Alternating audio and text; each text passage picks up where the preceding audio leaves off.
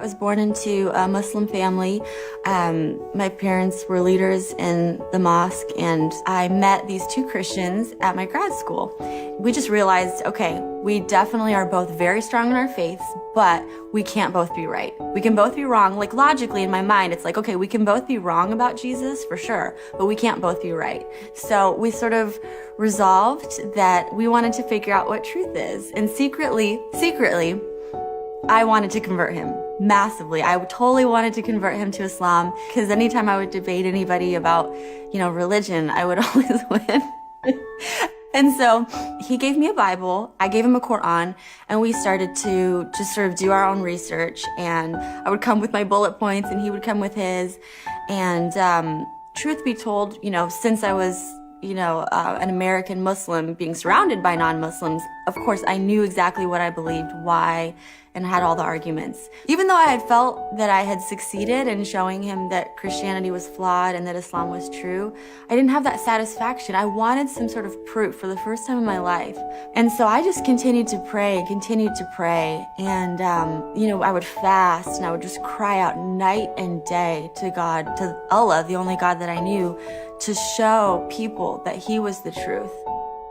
I started to just really have a lot of torment. I just thought maybe I was going crazy for the first time. But it was like I couldn't think anymore. And especially as somebody studying to be a doctor and, science background, to lose your mind is really a very low point, to say the least. So there was one day where I was probably at my lowest point. I was just crying, praying to Allah and saying, I can't do this one more day.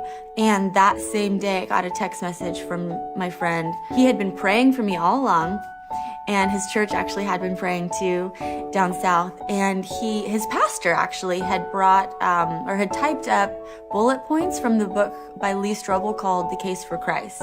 And so because I was at such a low point at that point, I was like, I'll read anything. Why not? It gave so much significant proof for the historicity of the cross and resurrection. And I started to read the Bible again. I was reading it as though it actually could have happened. And I just remember thinking, oh my gosh, this is beautiful. And then I called somebody that I knew who was a Christian. She said, why don't you just ask Jesus to come into your heart? If you're wondering and curious, you have nothing to lose. And, little did she know, if a Muslim asks Jesus into their heart, it's hell for eternity. No coming back. You cannot come back from that. So I just looked up at the heavens and I said, Allah, I don't know who you are. Allah, I don't know what's real. Whoever you are, though, I want to give my life to you. If you're Jesus, you can come into my heart. The next morning I woke up and all the torment was gone. So I thought to myself, okay, logic brain, I'm gonna really give this exploration of the Gospels 3 or 4 years of my life, and I'm gonna really look into it to see if it's real. I'm gonna stay a Muslim, of course. I would never leave Islam, but I just want to give this a chance.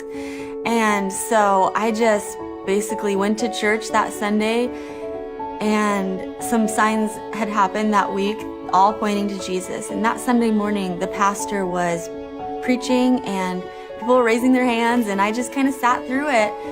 But my heart just wanted to worship. And when the altar call came, we all bowed our heads, and the pastor just said, I feel like there's someone in here that wants to give their life to Jesus, but they don't even know what that means, and they're really scared. And I just said, enough is enough. It's taking me more faith to not believe in Jesus than to believe in him.